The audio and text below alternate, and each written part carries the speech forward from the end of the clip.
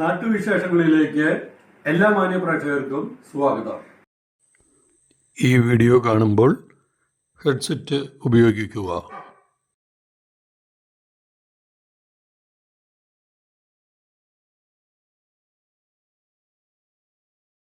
Palakkad railway കോളനിയിലുള്ള forest ഓഫീസിൻ്റെ മതിൽ കാലപ്പഴക്കം കൊണ്ട് തകർന്നു വീണത് ഇതുവരെ ശരിയാക്കിയിട്ടില്ലെന്ന് നാട്ടുകാരുടെ പരാതി.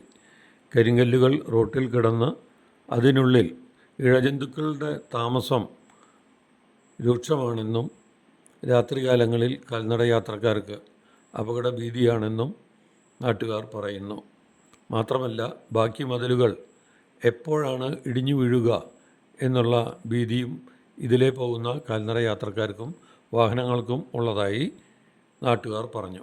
എത്രയും വേഗം ശരിയാക്കണമെന്ന ആവശ്യം ശക്തം. ഈ DFO ഓഫീസാണ് ഇവിടെ മുകളിൽ കാണുന്നത്. അത് ഏതാണ്ട് എനിക്ക് തോന്നുന്നു ഒരു അഞ്ചെട്ട് അടിയോളം റിട്ടൈൻ വാളാണ്. ആ റിട്ടൈൻ വാൾ ഈ കോമ്പൗണ്ടോട് കെട്ടിയിരിക്കുന്നത്, ഈ റിട്ടൈൻ വാൾ കെട്ടിയിരിക്കുന്നത് ഏതാണ്ട് ഒരു 50 വർഷം പഴക്കമുണ്ട്. അത് അത്രയും വീക്കാണ് ഈ കാര്യങ്ങൾ. പക്ഷേ ഈ സ്ഥലത്ത് ഇത്തിരി വലിയ മരം നിൽക്കുന്നത് കണ്ടോ നമ്മൾ? ആ മരത്തിൻ്റെ മുകളിൽ മരത്തിന് ശല്യം വർദ്ധിച്ചപ്പോൾ ആളുകൾ റോഡിലേക്ക് വീഴുമെന്ന് ഉറപ്പ് പറഞ്ഞപ്പോഴാണ് അത് വെട്ടിയുണ്ടാക്കിയത്. ഇപ്പോൾ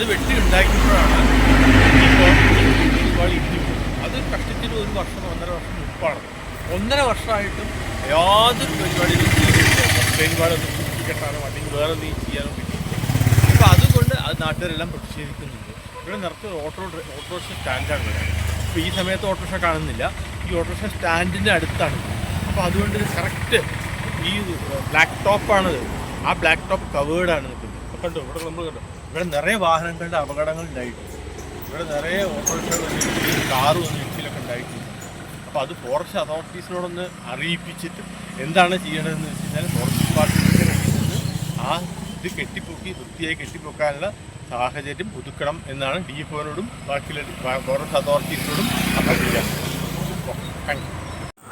നാട്ടിലെ വാർത്താ സ്പന്ദനങ്ങൾ ഞങ്ങൾ ജനങ്ങളിലേക്കും അധികാരികളിലേക്കും എത്തിക്കുന്നു.